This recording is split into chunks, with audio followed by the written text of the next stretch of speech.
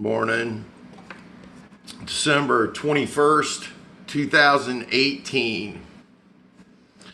December 21st, the beginning of the winter solstice. Today is the first day of winter.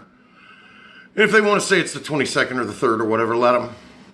There are 4 solstices observed in my life. March 21st would be spring, June 21st would be summer, September 21st would be fall, and December 21st, of course, is the winter solstice. Winter is the first day of winter, although you can't tell.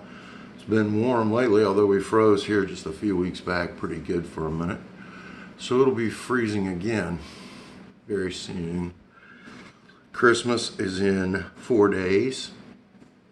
And I want to talk a little bit about Christmas today, because when it gets time for Christmas, you just want to think, positive things all the way. And there's nothing negative about Christmas, no matter how you look at it or how you feel about it with respect to religion and faith. Obviously, God's involved. Jesus Christ, the birth of Christ, right down to the Nativity. Now, it's not every day you get a virgin who has an immaculate conception without sexuality. Soren Kierkegaard, Danish philosopher, also known as the first existentialist, a Lutheran minister, Kierkegaard. He said Christmas was an illogical possibility.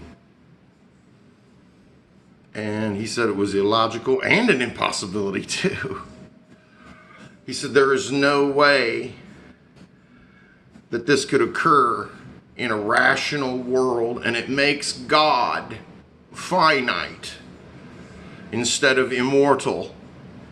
But the idea of Christmas makes God finite, not infinite, not eternal, not immortal.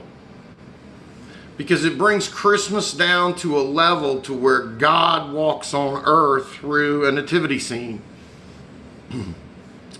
And I believe it was 1232 AD, you can look it up. St. Francis of Assisi was the first person to set up a nativity scene. St. Francis used living people and animals. And he did it in a cave on the outskirts of town. I believe Pope Honorius III supported St. Francis's effort. And I find it interesting that they did it in a cave. If you've been listening to me and you know about Plato's allegory, and there are at least 50 to 100 of you watching every one of these for more than 10 seconds. I do appreciate the IMs too. I'm going to talk about time again real soon. Thank y'all, though, for those of you who are still messaging here. Appreciate your comments, too. Just doing some thinking here. Not thinking we're right or wrong now. We're just understanding history. So St. Francis of Assisi puts a live manger scene in a cave on the outskirts of town, and the Pope agrees. Kierkegaard says, this is to cover up paganism. This is to cover up the true God. In Norway, Sweden, Denmark, if we look at the roots, even in Germany, Norse pagans, Norse German pagans, who would cut a living tree out of nature and bring it into the house and shove it in water so it'll live a while, so you can decorate it? But a pagan. Not a hedonist pagan, not an idol worshiper like Baal or Hammon pagan, but the pagan farmer, the one I'm always talking about, the villager, the country dweller, the one who tills the soil and cultivates the vine. A human as a steward of nature with 4 energy sources: sun, moon, wind, and water. We've barely tapped it. We should have built windmills the minute we got here in 16 whatever it was. Yeah. Nonetheless, we did it, but we're trying to now. We need to tap those resources. Am I digressing a little? Sure, but it doesn't matter. It's my talk after all, and it's the holidays. So Kierkegaard says, an immaculate conception with a virgin to have a son named Jesus distorts the reality of God. And that God is so huge, it can't be reenacted on earth. This is a matter of faith for Kierkegaard over and above other people. And why he becomes the first existentialist, or named it. Nothing good really happened for Kierkegaard as far as his writing in his life. He died in his early 30s of a broken heart. He had a woman, Regina Olsen, and she loved him. 7 years she waited.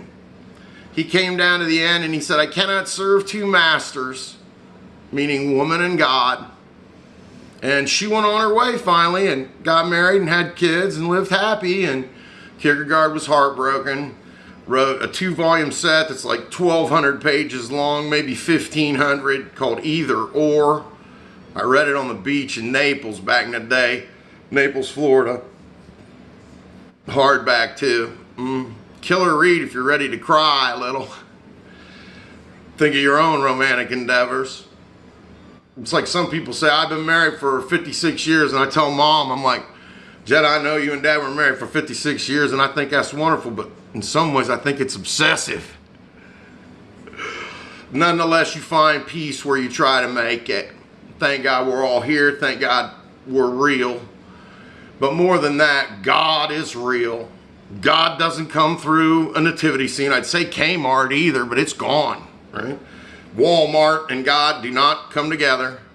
Black Friday is a sinister day contrived by media, advertising, marketing, and sales to make people behave like the sheep they are, to compete with each other over things and materialism, when the only thing at stake in this life is your soul. Yeah, I enjoy a nativity scene. I still believe in Santa Claus too. If Santa Claus was not real, why would people still be giving everybody presents all the time? If the spirit of something lives, it's very real. What does it all mean? Humans interpret what they think God wants you to see. A live nativity scene in the early 1200s would have been pretty wicked, unbelievably cool, beautiful, but Kierkegaard tells us it trivializes God. So at this time of Christmas, and we look towards the Danish holiday of Yule, as it's come, we should remember the God above all of it, even above the nativity scene. It's important. It's also important to note that I believe it was about 103 years ago the Danish people invented the Easter seal. Yeah, and it's pretty amazing. The Danish people actually invented the first postal system. But more than that, the Danish people didn't recognize Kierkegaard for anything in his life. And he died unhappy and heartbroken because of his own lack of thinking towards the God, or being too strict towards God, that God didn't want him to live and be with a woman. I look at a guy like Kierkegaard and I think, wow, if he had a good woman, it'd have been awesome. He'd have went on, he probably lived to be 100 instead of 32 or 3, whatever it was. It was way too short, and you don't ever want to do that to yourself. So I'll say Happy Christmas, and I will hope to check in before it's over. I'm going up to Lake Erie for a while and hide around the water. Take care, y'all. Peace.